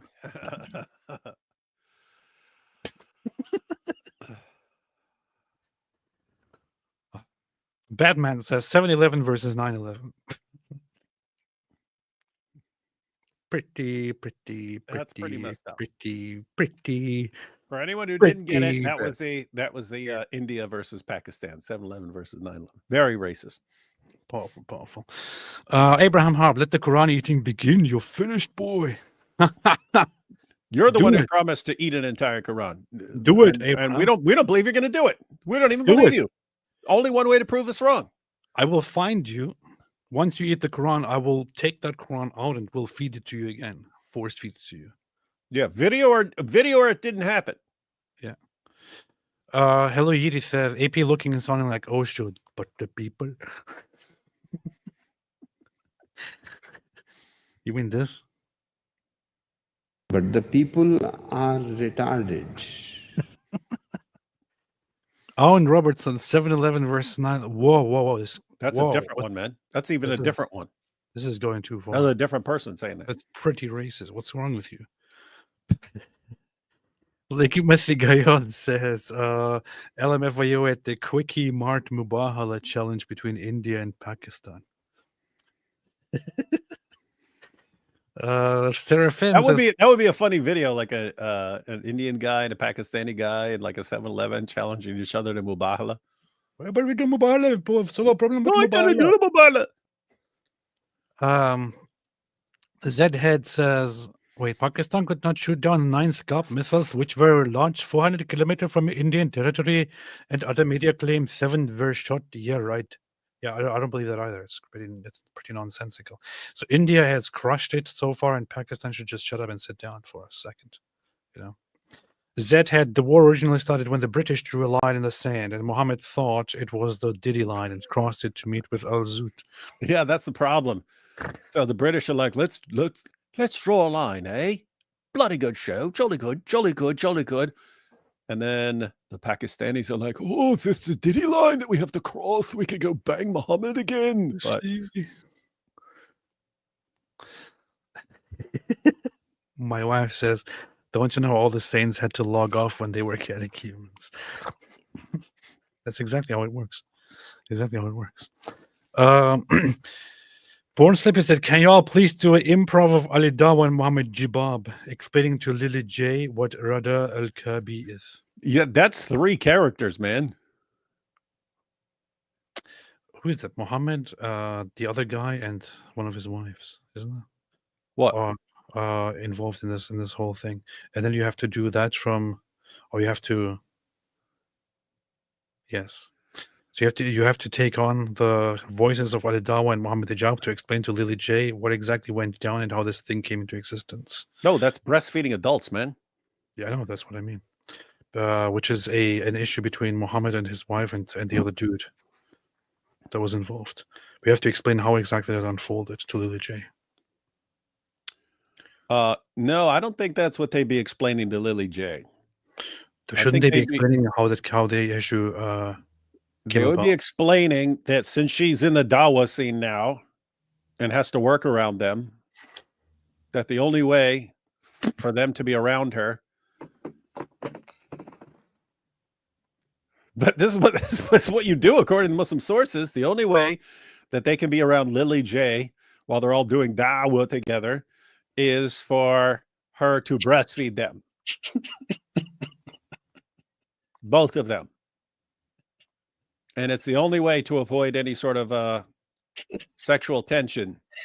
Because then, if anyone's new here and you don't know what this issue is, people came to Muhammad. Muhammad, what do we do? My wife's at home and she's around this guy. She's around this guy while I'm gone. How do I know that he's not banging her while I'm gone? And Muhammad said, don't worry, just have your wife breastfeed the guy 10 times and he'll be like her son. And then there won't be any sexual attraction to them. So just have your wife toss those big rounds of boobas of hers into this dude's face and right into his mouth over and over again. And then, you know, your wife won't be messing around with this dude while you're gone. That became a thing. And you've got Muslims who still defend it. And then you had actually Muhammad Hijab asking another Muslim, hey, can I suck on your wife's tit? Can I suck on your wife's tit to make a mahram? And then he gets called out for that. Is that when he said he was actually he was on medication and it made him do this? Yes. He said, I've been taking some big pain medications and that's why I have a problem. That's why I said some really messed up things. Yeah. And we know that Muhammad Hijab always speaks the truth. Yes. About everything. He doesn't just lie to cover his tracks and so on. He doesn't lie to cover up the things he's done. That's very, very true. Here's a very funny comment here, and we have to deal with this every so often. Where Bilal Ahmed here says, doesn't your scripture say Prophet Lord had sex with his daughters? Now, I hate to break it to you, Bilal Ahmed, but do me a favor and please Google Prophet Lot. I'm just trying to make a point here. Google Prophet Lot. Yes, just Google it. What you will see here, once you Google Prophet Lot, should tell you something if you have a little bit of intelligence. And I'm not trying to insult you, although you totally deserve it. But so if you Google Prophet Lot, what you will encounter is the primary result will be Lot in Islam. Now, why do you think when you Google Prophet Lot is the first thing you encounter Lot in Islam? Why do you think, Bilal Ahmed? There's also another result here where it also says Lot, a biblical person. Lot was a man mentioned in the biblical book of Genesis. Yes, was indeed a person mentioned in the Bible. Look, So he was a why? man mentioned. Why is he mentioned separately as a biblical person who is just mentioned in the Bible and then also mentioned as a prophet in Islam? I can tell you very simply why, which will just expose very quickly that you just do not know what you are talking about. And you should probably learn. You in Islam call Lot a prophet because in Islam, a religion of pure ignorance, everyone who is mentioned somehow in the Bible or somewhere else, who finds himself in the Quran, suddenly becomes a holy person or becomes a prophet. However, in the Bible, Lot is not a prophet. Mm-hmm. And in the Dawa scene, which is where they use this, they're too stupid to realize actually what's going on. So think about all the problems. So one, they say, oh, how can you say that Prophet Lot did this? Lot's not a prophet. He's a guy. He's a guy. He's Abraham's nephew. Two, if you pay attention to the story, it's actually making an important point. Yes. Lot, unlike Abraham, always takes the easiest route, right? So they both have tons of animals and livestock and so on. And Abraham's like, hey, we need to separate. We need to separate. So you pick what you want, and I'll go with the rest. Abraham just trusts God. Lot, he picks what he believes is the easiest road. Eventually goes and he's living in Sodom. He's eventually living in Sodom. God decides to protect him anyway, so warns Lot to get out of Sodom with his family. They actually go. Lot and his daughters end up hiding in a cave. They think the entire world has been destroyed, so they have to repopulate the world. That's what the daughters think. We have to repopulate the world, but they know their dad isn't going to do anything with them, but they think they have to repopulate the world, and therefore they get him drunk and sleep with him so that they can start repopulating the world. Again, they're trying to do things on their own and not understanding what God's doing. And who are the descendants of this? The Moabites and the Ammonites, the enemies of the Israelites. So that's the message, that the enemies of the Israelites are produced by incestuous relationship with people who don't trust God. And then you end up with an ongoing warfare between them and the people who do trust God. And so you have all those different things going on. And on top of all that, your God, here, you don't have, we're not the ones who have a problem. We believe in the Bible. We don't have a problem here. Why? Lot could be an axe murderer. It doesn't affect us. What are you talking about? He's not a prophet he's not a prophet, right? So, and he's not a pattern of conduct. So Lot could be an axe murderer. It does not affect us. It affects you because two things. One, your religion affirms him as a prophet. And two, your God and your prophet affirm the Torah that's in our possession as the inspired, preserved, authoritative word of God. So which means you are bound. You don't think you are because you don't know anything, as is evidenced by this comment. You don't even know your own religion. You don't even know what your own book says. You're completely ignorant. But your book affirms our book, and therefore your book affirms the story of Lot. But your book says Lot is a prophet. Therefore, you have to believe, according to your religion, that your prophet Lot had sex with his daughters. We don't have the problem. You got the problem, sport. Better luck next time, though. Yeah, what happens in the Bible, in Genesis, Lot is directly contrasted with Abraham, who is where Abraham is depicted as the one who is righteous and patient and who trusts God's plan, whereas Lot is a little bit, he's taking the easy road and stuff, and Yeah. not trusting God. Abraham says to him, the land is big enough for both of us. If you go into one direction, I will go into the other. Just let's not fight. So Lot looks around and picks the place that looks the best and looks like it's the best place to live. And he just goes there, and Abraham goes into the other direction. Abraham is fine with it. He trusts God's plan. So Lot finds himself in a place that is wicked, and he lives with the consequences of it. And whereas Abraham is given the blessings, the goodness as a result of trusting in God and being Abraham. This is the parallel. This is the contrast. And your religion doesn't get any of the nuances here and just says, "Oh, Lot mentioned in Bible prophet, must be prophet, man. Why do prophet incest? What's wrong with Lot?" When it's actually the Bible's making like an important point about you'll have the people who trust God and God's going to take care of them, and the people who do things their own way, and then it ends up causing disaster, and then the inevitable conflicts between them, which we can see right down to the present day going on, even in this live stream. Let me come at your religion because me trust in fake prophet. Yeah, you have a lot to learn, Bilal. Yeah, a lot. You have a lot to learn. I wouldn't use this whole lot thing. Instead, you should go and read a lot. You should read a lot. You should learn a lot. You have a lot to learn. If you read the Bible, you will see that there is a lot of stuff in there that is completely different from whatever you have learned. Yeah. And you will see that the Quran has adopted a lot of false narratives. Yeah. And false gods, like when Muhammad said that his followers could pray to Allat, Alus, and Manat. Yeah, exactly. And your religion comes from a place where they worshipped a lot of different things, including Allat and Aluza and Al-Manat.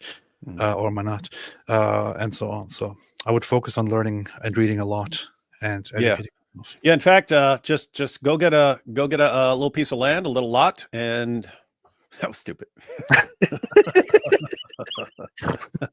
Just go on that little lot and start studying a lot. Yeah. Don't force it, David. Zedhead, the war actually started when the British, yes. A lava lamp says, hello, apostate Wood and David Prophet. God bless you both. I do my best to adhere all of your content. That's good. I'm glad that you hear all of it. Keep up the good work. Please never back down. Thank you very much.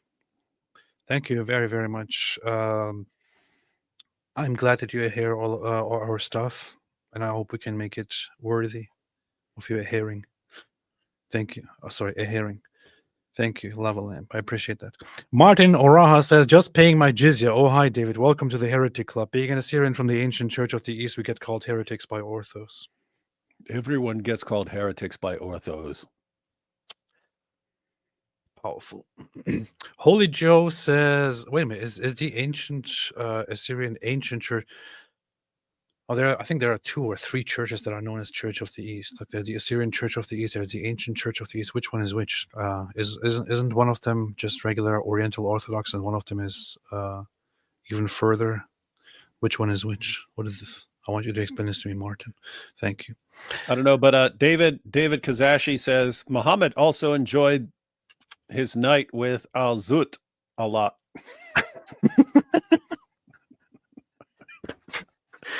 Powerful. Holy Joe says, Jizya, also Dawood, do you think there will be a critical Quran, not Robert Spencer's, equivalent to Biblia Hebraica or Novum Testamentum? Yeah, but it will come from scholars and probably won't filter its way down to anyone else in the Muslim Ummah. Okay, so somebody now says I'm from the Assyrian Church of the. Every single time that this comes up, I have to look up which one is which and what's the difference.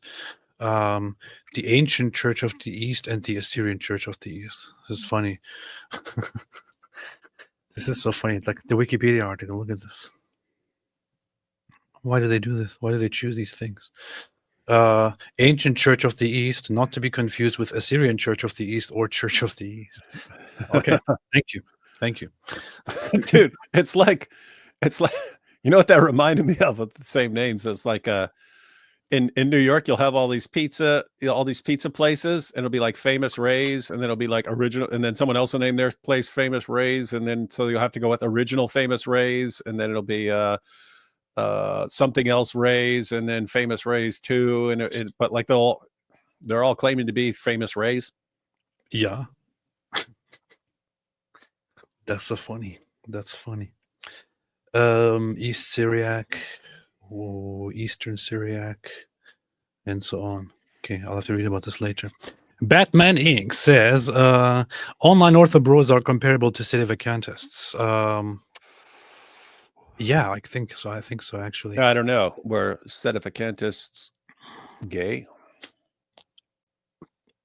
They're usually they are considered heretical within Catholicism in a sense, because they reject the authority of the Pope, and they have a completely incoherent view of the Vatican and the Pope's authority. It's kind of weird. They basically argue that the seat is empty and such. Yeah. RFB79. After you read my message, Clorox asked me to participate on a new campaign. Green light, boys. Let's Clorox them all. Very, very terrible. Bo Rudder, was Jay Dyer silent 1 to 3 years? Yes. Hamar says, I wouldn't drink a 9/11 Slurpee. Cyrus the Great says, AP is Bollywood Shaka against Pakistan army. Abraham Harp says, I'm in country that arrest me for praying for someone. I'm sure live streaming the eating of the Quran will go unnoticed. Stay tuned. Where are you? Sounds like the UK. That's a place where you get arrested for praying someone. So I'll go UK. But yeah, they're not going to be ready for eating the Quran. Show me that in the law. You see. Urinating Broom says, urinating upon one another. That's what they do. Hot take. I think developing virtue is more important for a Christian than hating Jews. How dare you? How dare you say this? What's wrong No, with if you? we know anything from the Orthodox, it's that the first thing you have to learn as a Christian is to hate Jews. You know what's the most messed up thing? There are lots of people going around among their ranks who actually do stuff like praising the Nazis, praising Hitler, praising the national socialists, and so on, while coming at me, for example, and people like me who simply believe in Israel's right to exist. They think this is the big problem. This is the big problem. It's the main problem in the world. But tolerating Nazis, praising Hitler, oh yeah, I mean, this is just, like, tolerate it. There are very few things that where I would cross a line, and this is one where I would happily cross a line. Where I would say that Not I the cannot, not the Diddy line, just to be not clear. that one, not Not that the one. Diddy line. Yeah. But I would say that with these people, if they choose to praise the Nazis, for example, or praise Hitler or something like that, for those people, I would say I don't believe for a second that they actually believe in any virtues, that they believe in God, that they believe in Christianity. I don't buy any of it. I think that these people are engaged in profound evil, and I don't believe in the goodness of any of those people. And as for those who tolerate them in their ranks, I would say that they are in a very, very evil plot where they actually align themselves with evil. And I think if there is a place where people are punished for their actions, I hope these people face the consequences of their actions. Instead of focusing on the Nazis who mass killed people and who also, by the way, destroyed religious places and persecuted Christians and also killed lots of Christians. In fact, if you want to argue about it, during the Second World War, technically, they killed probably more Christians. The Nazis probably killed more Christians in total than they killed Jews, although they didn't particularly, target them and put them all together and mass kill them.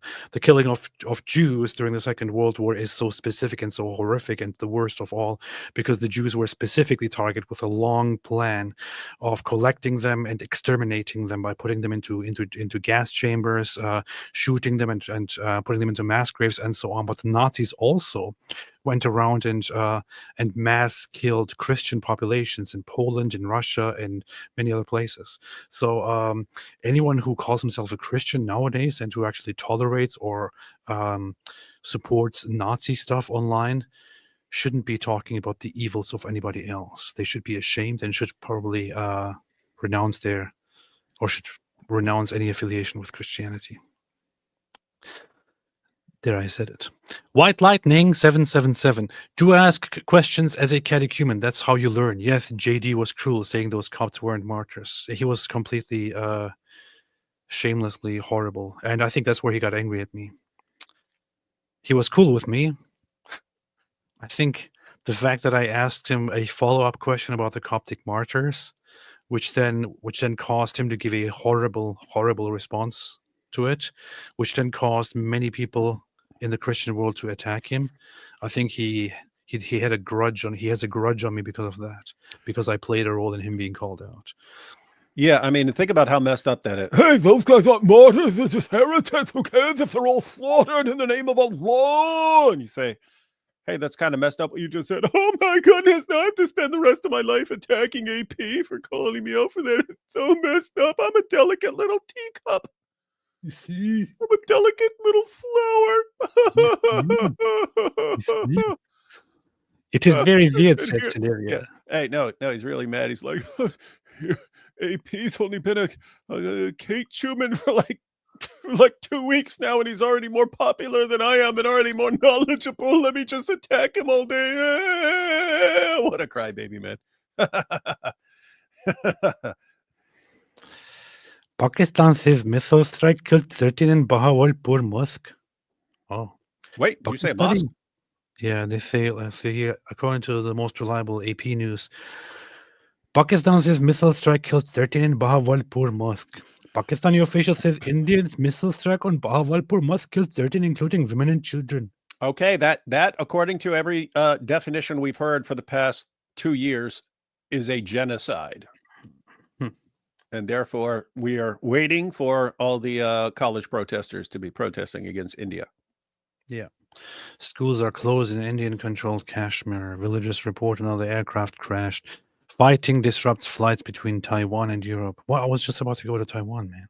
What's wrong with you people? Bangs heard in Indian-controlled Kashmir, injured in hospital after fire exchange across border. But not like the bangs that were heard on the night of Al-Zut. You see, it is very weird, but this issue of making the woman like a mother might relate to 423, not allowed to marry milk mothers, legal technobabble mad. Yeah, many such cases. Yeah, I mean, keep in mind the command about the command was in the Quran. It was in Surah 33. So yes, these are all connected.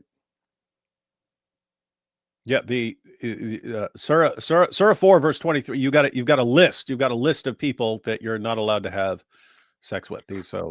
Every woman on that list is mahram. Can I suck your breasts so I can have sex with you? So stupid.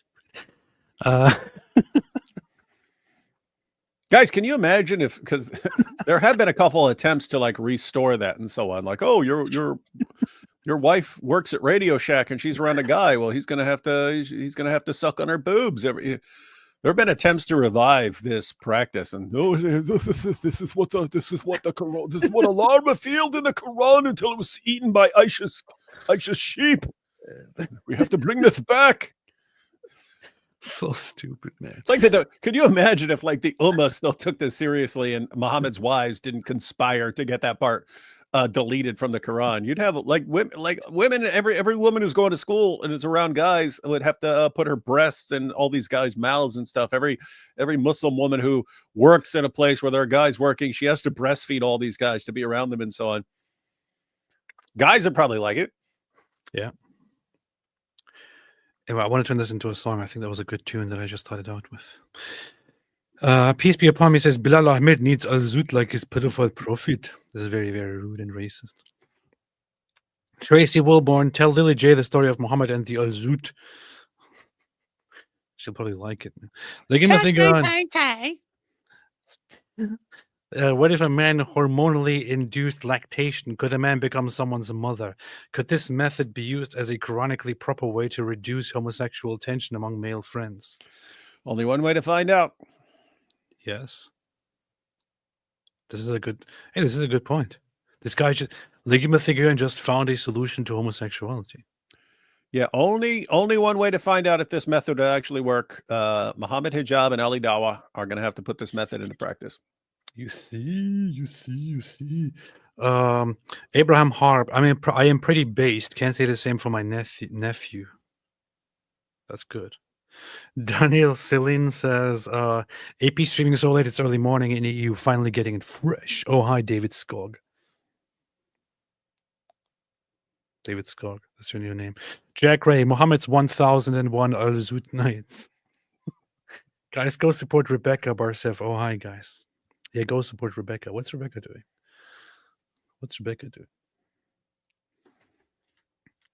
Is she still alive? I don't even know. Rebecca is going live tomorrow morning. Yeah. Rebecca. Yep. Peace be upon me. Oh, wait, that's AP. I thought this is Jack Sparrow. It is Jack Sparrow. What are you talking about? It's not AP. Oh, yeah. Rebecca's going live at 11 a.m. Eastern about the same thing we're talking about now. Powerful. Love you, no Momo, says Wilmer Lopez. Love you, no Jay Dyer.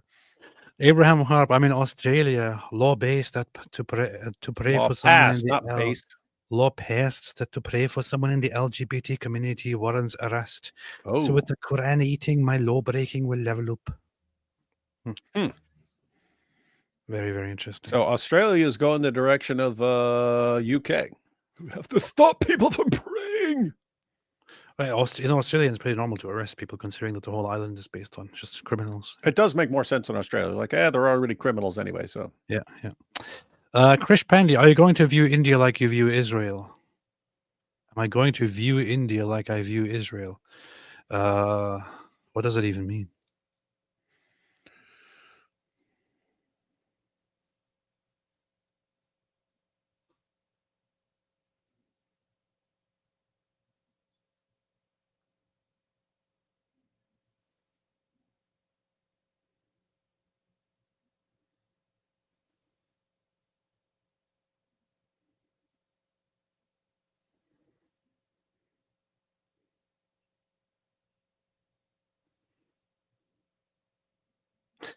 What does it even mean? I don't even get it.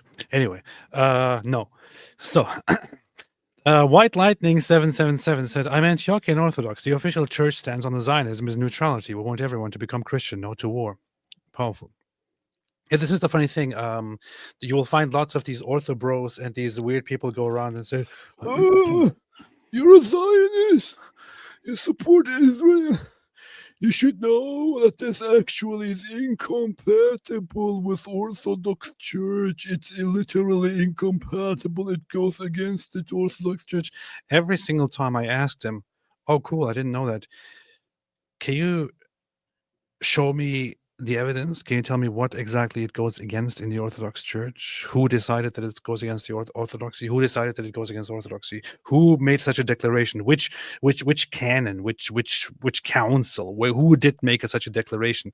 And they can never, ever bring any evidence for that, because it's very simple.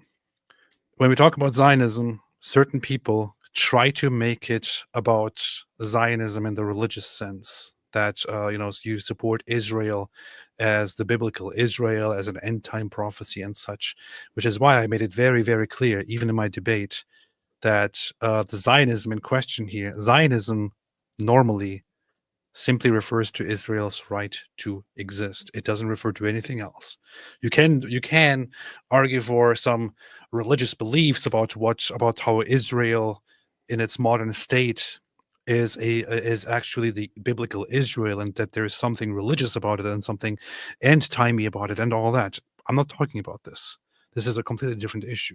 You could argue that that is incompatible with Orthodox Christianity, but simply supporting the modern state of Israel's right to exist is in no way in contradiction with Orthodoxy anywhere. And anybody who claims otherwise shall bring forth the evidence or be quiet forever.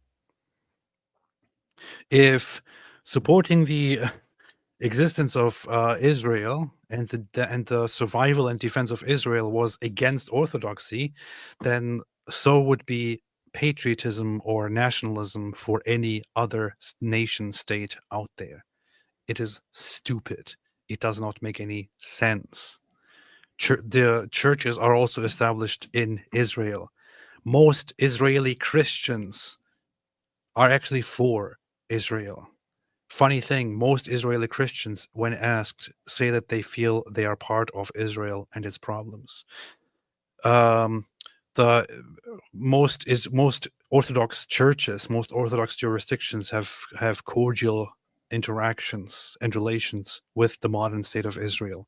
The whole discussion about what Israel means in the Bible is completely irrelevant to this issue. And it is usually brought up by people to push an agenda and to be anti-Semitic. That's basically what it is. There is nothing incompatible, nothing wrong with supporting Israel's right to exist as an Orthodox Christian. If you think I shouldn't be saying this, I shouldn't be preaching, okay, come and give me the evidence to the contrary. Then I will accept it. Otherwise, shut up. Anyway, but thank you for this input, White Lightning. I appreciate it very, very much.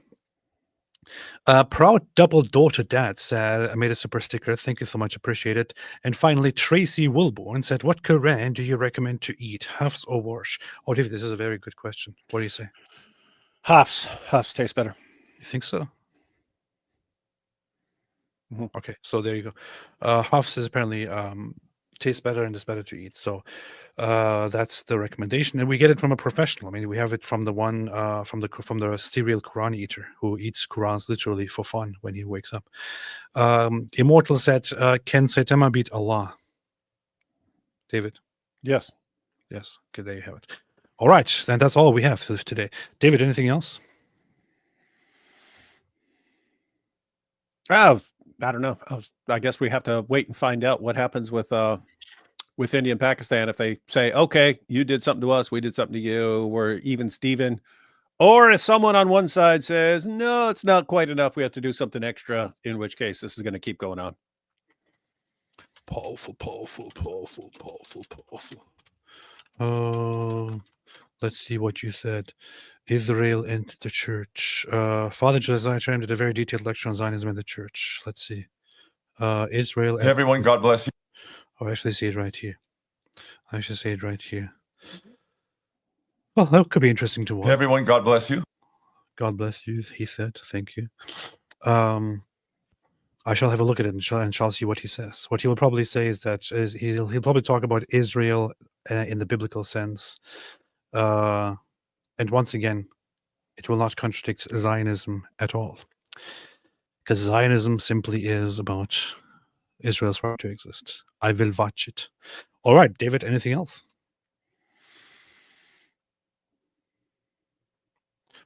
What is this? Duocrete says, "Are you the most humble?" Of course, I'm the most humble. What's wrong with you, man? It says it right there. It says it right here. It says it right here. I am the most humble. What kind of a question is this? It's right here. Can you not read? Instead of asking me if I'm the most humble, praise me. What's wrong with you? V, you guys are the only people I watch live. I truly enjoy your content. God bless. Thank you. Appreciate that. We do make good stuff. Yeah, sometimes. Celerio Rosenkraut, Christians must learn to kindle temperance and moderation. This expression of wrath and judgment, which has infected many of us, shows a lack of virtue. Exactly. Thank you. Thank you. What are you talking about? You're the one. Oh, I will destroy everybody. Jack Ray halves just half the calories. All right. Thanks everybody for watching. David, anything else? No, that's good. Okay, wonderful. So we will be live again one day. You will be live tomorrow with David Wood on his channel, Jihad Watch. I'll be live before that. I'll be live at 5. Going through it. The group who's working on the Quran stuff is making sure we respond to everything that comes out about the Islamic dilemma, all their pathetic, sad attempts to respond. So tomorrow at 5, we'll be going through Sajid Lipham's. I wonder if we've got a clip of Sajid Lipham that we could use for anything in this live stream. But anyway, we got Sajid Lipham's latest failed response to the Islamic dilemma. We're going to check that out. Then live with Robert Spencer. Then the following day, Thaddeus is going to join AP. Welcome to jump in, but we're going through I don't know if have you seen it, man? Have you seen the new one? No. The new Behind Veils? No. Oh my goodness. I'm going to be doing that on my channel. Could even do it on your channel. Either one. But they exposed him for blackmailing the sheikh and so on to keep him quiet. And Ali Dawa knew about it. They were blackmailing that dude to keep quiet because the dude knew about the marriage and all that stuff.